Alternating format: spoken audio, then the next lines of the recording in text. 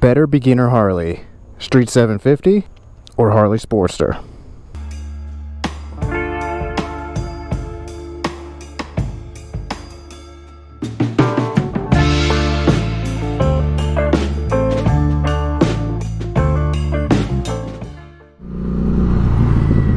What is up, everybody? As always, thanks for stopping by to today's video. As you know, we ride around Philadelphia talking about motorcycles, meeting up with people, taking road trips, traveling, all that good stuff. So if you are into any of that fun stuff, make sure you like this video and go ahead and subscribe to the channel. So as you can see, per usual, we're out on the lovely streets of Philadelphia here. And obviously a little bit different looking bike right now. As you can see, I'm on a Harley Davidson Street 750. So this is actually a video that I've been wanting to make for a while now, talking about the Harley Street 750, because you may have heard me mention in some other videos, and I never fully said what my actual first bike was. And now, to break the news, I started out on a Harley Davidson Street 750 just like this bike right here. So I started out with the Street 750 and then moved up to the Iron 1200, the 2019, that everybody is more familiar with now. It's seeing me on all the time, obviously. So yeah, like I said, I started out on a Harley Street 750, not this exact one. This is a friend of mine's 750. Mine was a 2015 when I got it. So what I had always been wanting to do was make a video about having that as a first bike, what it was like as an experience. Is it good for a beginner?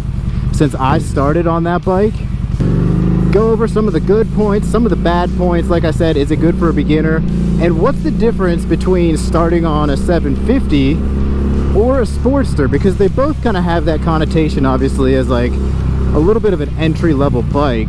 So, I mean, really, what's the difference? Is one better than the other? So that's what we're going to talk a little bit about. So just a little bit about the bike in general, and then how I ended up on mine as my first bike. So most people that are familiar with Harley are probably familiar with the Street 750 in some capacity. I believe they released it in 2014 in the States. I think they were selling it overseas before that. But, you know, quick note, I mean, it was like an attempt at getting into a little bit more of an entry-level market, trying to attract some new people. You know, it's the 750 liquid-cooled engine, also sold in the 500, the Street 500. And then there was also the Street Rods, and that had the 750 in it as well. I mean, now pretty much everyone knows that they have discontinued making these. They still might make them in a little bit of a limited capacity, because I know they still use them for the riding academies at the Harley dealers. But for the most part, I think you're only really going to find these in the used market. So how did I end up with a Street 750 for my very first bike ever? Well, I took the MSF, passed that, got my license, went directly to a Harley dealer, saw one sitting out there. It was a decent price, very cheap actually, because it was used. Not a whole lot of interest in them at the time, so it was super cheap. Took it for a quick test ride. I was like, you know what, it's small enough, I'm in the city, I feel like I'll be able to maneuver it there pretty well.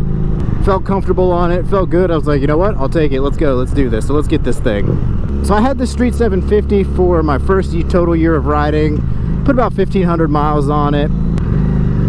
And in my experience, I mean, I had a pretty good overall experience with it. Like I said, I put about 1,500 miles on it, nothing ever went wrong, pretty good, comfortable learning experience. Some of the pros or good points of this about being a good beginner or starter bike, I mean, first off, you know, 750 cc's in a Harley, you know, it's a very manageable power, very comfortable, easy power to learn on.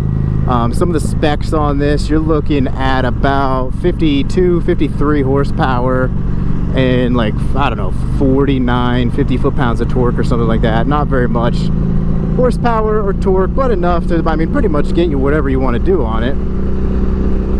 So the power was, you know, pretty easy and manageable, I thought. Very low center of gravity. You've got a 28-inch seat height, so that's one thing as a beginner starting out. You know, a lot of people are looking for kind of like a low seat height bike. You're going to be able to flat foot this thing very easily.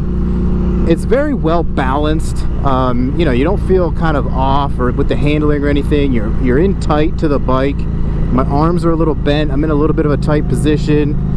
Feet are underneath my knees. legs are in tight to the tank for kind of some good, stable, firm handling.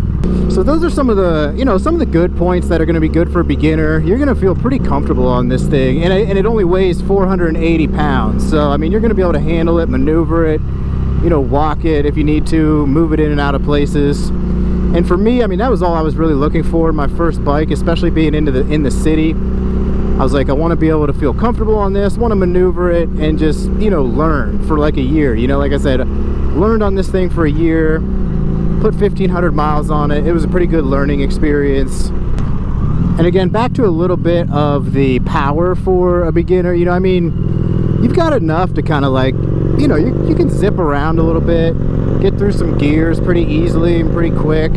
But I mean, you know, I mean, obviously you're not blowing anything out of the water here. I mean, I think the power obviously is definitely geared towards more of that entry-level rider, you know, just looking to get comfortable with riding, using it as a learning experience, because like I said, almost being specifically geared towards that. I mean, again, anybody can ride this thing. You know, if you're looking to commute in the city, anything like that, this thing's going to be pretty durable for you in some of those urban atmospheres. And so it definitely has a lot of those benefits leaning towards a newer rider. So what are some of the cons or the negatives to this that you might want to stay away from this as a new rider? Well, I do say that the clutch is a little mushy. There's not a lot of feedback to the clutch on the Street 750. Another thing is the gears, the shifter lever and the gearbox on this also feels a little mushy. It's not that typical standard Harley, you know, clunk, click into place.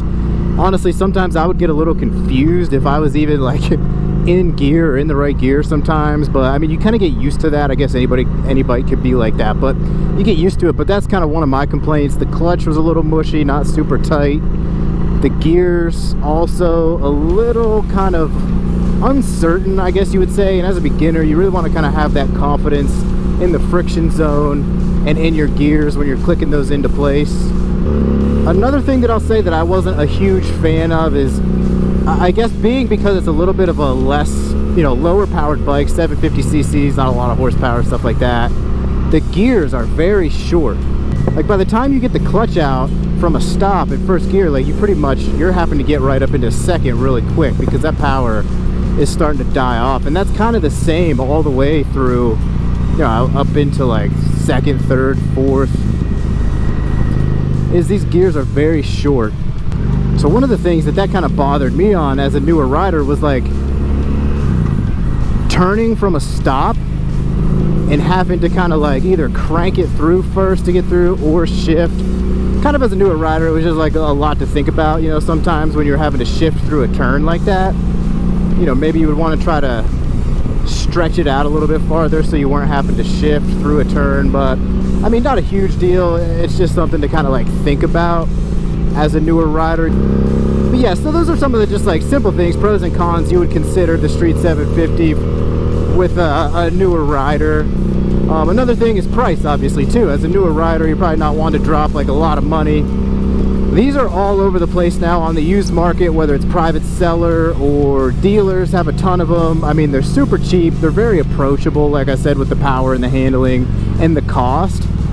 Pretty good entry-level bike, but then again, it always has some of those cons that you just kind of want to consider.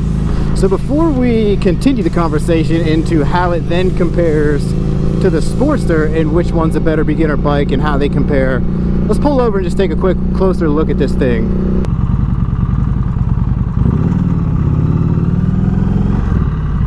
Alright, so here's a closer look at where you're going to get with the Street 750. As you can see, a little bit of a smaller bike, like I said, about 480 pounds. Very approachable, short wheelbase, short seat height. This one's got a windshield on it, different aftermarket exhaust. Very similar to the Sportsters in the way you can customize these a lot. Not so much as the Sportster, I would say, but definitely a good amount of different things you can do to these aftermarket. So again, that's the 750 liquid cooled engine. And again, I mean, I think it's an alright looking bike. You know, first bike, you're going to take what you can get, probably based on price and everything like that. I mean, a lot of people were hating on this bike actually when it first came out, saying, oh, you know, not a Harley, liquid cooled, it looks plasticky and different stuff like that. I mean, you know, it is what it is. I mean, it's not the greatest looking thing. I thought it looked cool enough, you know. I was like, I'll ride this for a year, you know. Basically I just wanted to be safe, feel comfortable on the bike, learn to ride and everything. So I mean, it served my purpose for a year and about 1,500 miles, like I said. You know, other people maybe not so much. But yeah, that's a look at it from off the bike. Now let's hop back on, talk a little bit about what it's like learning from this to the Sportster.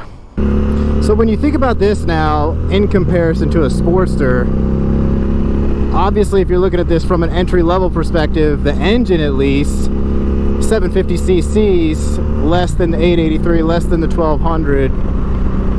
But some people say that this engine is actually better than the 883 engine, because like I said earlier, the Street 750 is going to have about 52, 53 horsepower, somewhere around like 50, 51 foot-pounds of torque.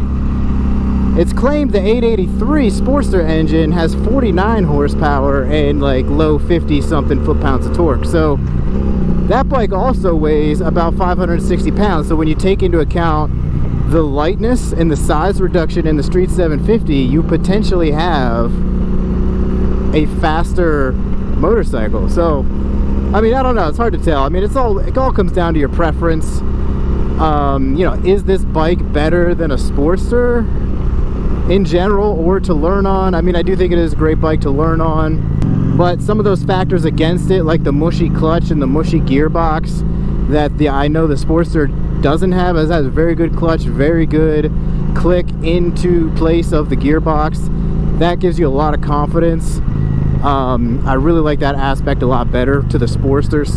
It also is the 6-speed, so you're gonna have 6 gears on this Street 750 compared to the 883 with only 5 speed. So a little less power on the 883 and only 5 speed. But where the 883 is going to excel is, I would say, definitely, you know, more bulletproof, more reliability, much better feel in the clutch, in the shifter, and the gearbox as well. Like I was saying earlier, this one feels kind of a little mushy sometimes.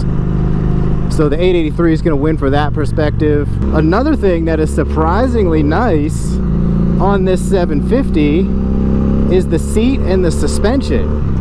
I'm going to be 100% honest with you when I tell you that the suspension right now on this bike is better than the Sportster. I don't know if it's the combination of the suspension and the seat, whatever they're using. Even after I have upgraded my suspension on my Sportster, this is honestly more comfortable. I'm not even lying. I kid you not. So then if you think about it in the looks category, the Sportster is definitely taking the looks, obviously. I mean, there's no comparison there. I think this looks fine. It looks all right. But I mean, the Sportster, that's taking the looks category all day, no matter what. So is the 750 better than the Sportster? Meh. I mean, like I said, it's got its pros and cons like any bike. I would say no, I guess not. It is a very good, you know, confident, reliable bike to learn on, but I mean, the Sportster's a Sportster. It's just cooler. This does have some of those positives. Like I said, I like the suspension. You know, you're tight, good handling, tight position is all good and confident as a beginner, but at the end of the day, you got to go Sportster, right? So yeah, let me know what you guys think of these Street 750s out there. You like these bikes? Have you ever been on one? You like the look? Don't like the look? Did you like it? If you ever rode it, drop a comment down there. Let me know what you think. So yeah, that is going to wrap this one up for now as we finish up this ride, this conversation about the Street 750 as a beginner bike. A little bit of comparison to the Sportster. Some of the similarities, some of the differences, what a beginner's going to feel like on either of these bikes. So that is going to wrap it up for this one. As always, make sure you ride safe out there. Make it a good one. We'll catch you on the next one. It's the Moto John. We'll see y'all on down the road. Peace.